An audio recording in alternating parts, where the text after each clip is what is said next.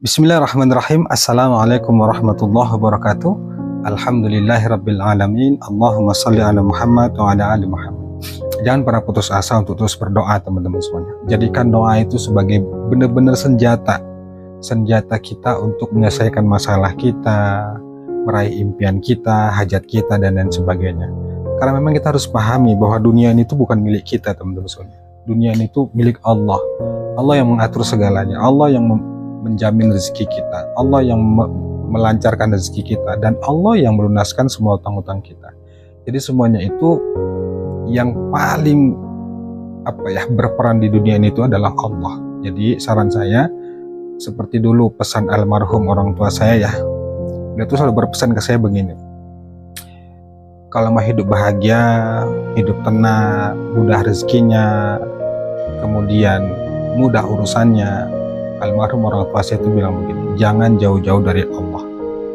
Nah, ini saya sampaikan buat kita semua, teman-teman semuanya, sebagai pengingat ya, pengingat juga bahwa intinya itu ya, kalau mau hidup bahagia jangan jauh-jauh dari Allah. Ikuti perintah Allah dan jauhi larangan Allah. Simpel seperti itu. Baik teman-teman semuanya, akhir-akhir ini banyak sekali yang WA ke saya tuh sudah hopeless lah. Sudah bisa saya bilang putus asa. WA ke saya itu benar-benar kalimatnya itu membuat saya itu bisa merasakan betapa sakit dan lelahnya dia dalam menjalani hidup ini.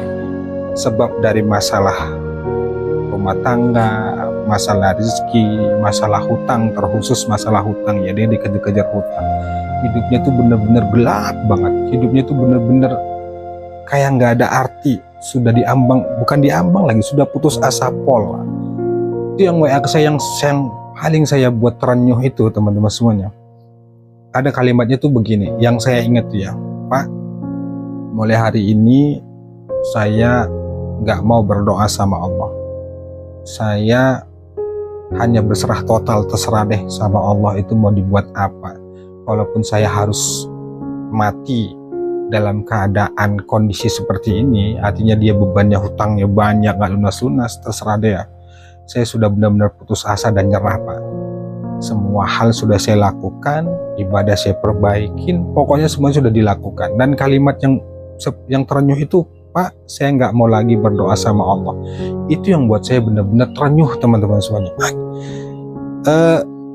Di satu sisi memang salah, tapi di sisi lain mungkin karena kondisi batinnya yang benar-benar terguncang, tertekan gitu ya. Luar biasa guncangannya sangat dahsyat sehingga akhirnya dia itu hati dan jiwanya itu benar-benar ya hancur, putus asa, atau apa sih yang lebih parah lagi dari itulah pokoknya. Sebab dari masalah hutang. Itu yang buat saya itu benar-benar terenyuh. Saya nggak mau lagi berdoa sama Allah. Dan saya hanya balas dengan kalimat yang sederhana. Astaghfirullahaladzim, la haula wa la quwata illa billah. Udah saya balas begitu aja. Kemudian gak ada balasan lain. Dan saya tetap mendoakan ya, insya Allah hidupnya dimudahkan sama Allah dan jalan itu dibuka sama Allah Subhanahu Wa Taala. Nah teman-teman semuanya, nggak dipungkiri ya, saya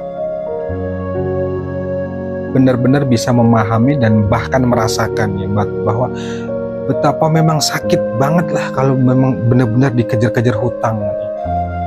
Benar-benar nggak enak, hidup itu seolah nggak ada artinya gitu. Apalagi kita sudah berusaha berikhtiar ya, pakai jalur langit, pakai jalur bumi, bahkan semua yang disarankan oleh guru-guru kita ya di YouTube, para motivator kita itu mereka menyampaikan harus semangat, jangan putus asa, banyak berdoa, banyak amalkan ini, banyak amalkan itu, banyak bersolawat, banyak ini segala macamnya. Kita sudah berupaya mengamalkan itu semua, tapi faktanya kok hidup kita nggak berubah, kok nggak ada pertolongan Allah, sehingga timbul pertanyaan dalam diri. Akhirnya itu jadi timbul buruk sangka sama Allah gitu. Saya pernah merasakan ini, teman-teman semuanya. Saya pernah merasakan ini benar-benar seolah kok rasanya sulit banget gitu ya. Semuanya sudah dilakuin itu, sholat sudah, sholawat sudah, tahajud sudah, baca Quran semuanya sudah, ikhtiar langit, ikhtiar bumi, afirmasi semuanya sudah saya lakukan saat itu. Tapi perubahan itu rasanya kok nggak ada gitu ya. Saya akhirnya mengingat dulu ya, masa-masa saya dulu gitu. Saya mengalami itu dan saya sempat berpikir tuh begini ya, ternyata beginilah kalau seandainya, bukan seandainya sih, bahasa saya begini ya, kalau orang yang memang gak ada imannya dalam hati, dia putus asa, dia bunuh diri, ya saya mau bilang saya salahkan, ya salah, faktanya ya salah, tapi karena memang tekanan batin yang hebat tuh kadang-kadang akhirnya ya begitu gitu. Gimana sih bahasanya, saya agak sulit gitu. Saya bukan membenarkan, bahkan membolehkan bunuh diri itu, enggak. Tapi saking depresinya, saking stresnya, saking bener-bener sudah terpuruk gitu ya, nggak ngerti lagi, pikiran sudah ruwet, semuanya menyerang, pokoknya semuanya dari saat itu, akhirnya kita ngeblank, nggak bisa berpikir jernih, ya melakukan hal itu. Saya pernah merasakan itu teman-teman semuanya.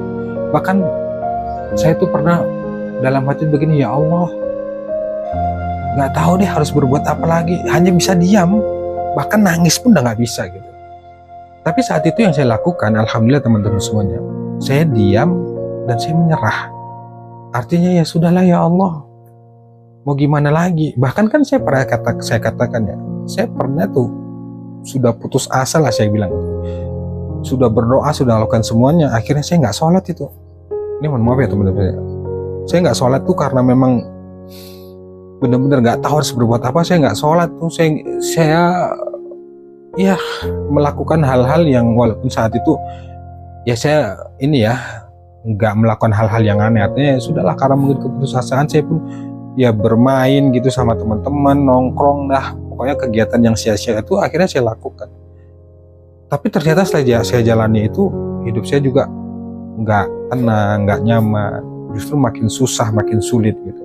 Akhirnya pun pelan-pelan saya sadar, menjalani hidupnya pelan-pelan saya perbaikin sholat segala macamnya, pelan-pelan bangkit lagi. Intinya gini teman-teman, saya sampaikan ya, meskipun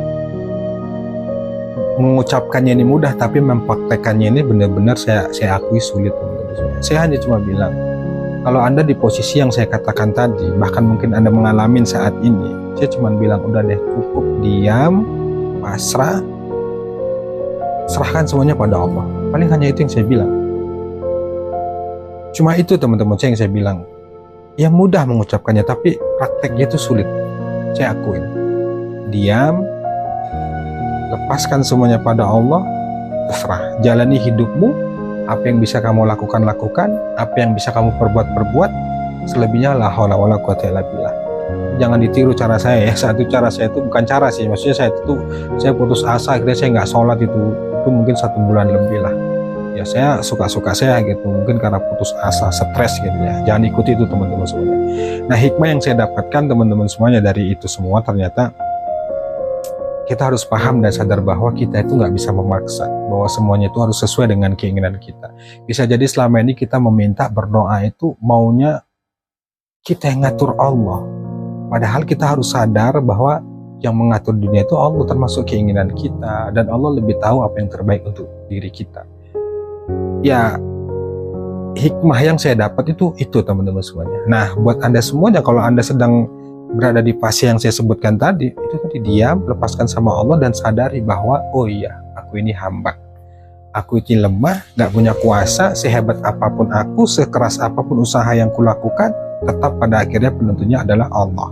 Sekarang kita sama-sama belajar bagaimana menjalani kehidupan ini itu bukan seperti apa yang kita inginkan, tapi seperti apa yang Allah inginkan terhadap hidup kita. Nah, paling titik amannya seperti itu. Nah, tapi teman-teman semuanya, lagi-lagi saya sampaikan, kalau datang bisikan-bisikan seperti mengajak untuk Anda mengakhiri hidup, ya mungkin Anda, ya itu deh puncaknya itu, kalau ada bisikan-bisikan seperti itu, abaikan deh teman-teman semuanya. Cobalah, ya lebih baik Anda pergi ke warung kopi kah, atau untuk ibu-ibu bisa mungkin ya kemana gitu, pokoknya bagaimana bisa merefreshingkan pikiran, ya melepaskan semuanya ke Allah. Meskipun saya katakan ini, saya ngomong ini, iya bicaranya ini gampang, mempraktekannya susah gitu, saya akuin. Kenapa? Saya karena pernah di posisi itu. Tapi saya tetap berpesan teman-teman semuanya, kalau ada bisikan-bisikan seperti itu, jauhi deh. Tetaplah ingat ke Allah, dan percaya deh, saya hanya bilang lagi-lagi teman-teman semuanya, meskipun ini sulit pada prakteknya, saya cuma bilang bahwa seberat apapun masalah yang kita hadapin, Kalau kita lepaskan ke Allah dan percaya deh, Allah nggak mungkin memberikan ujian itu di luar batas kemampuan.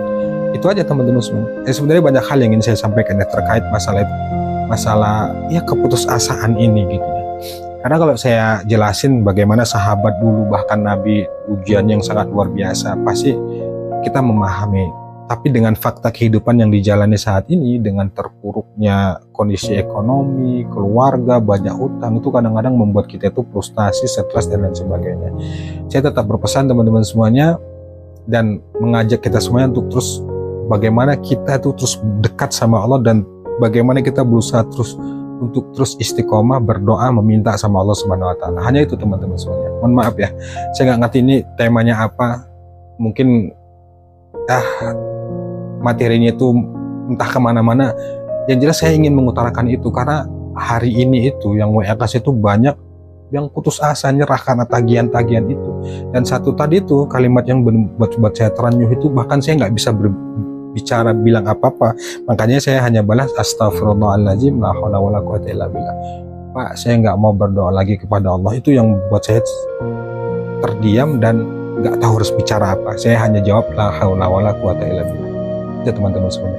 Allah alam bisawab. Assalamualaikum warahmatullahi wabarakatuh.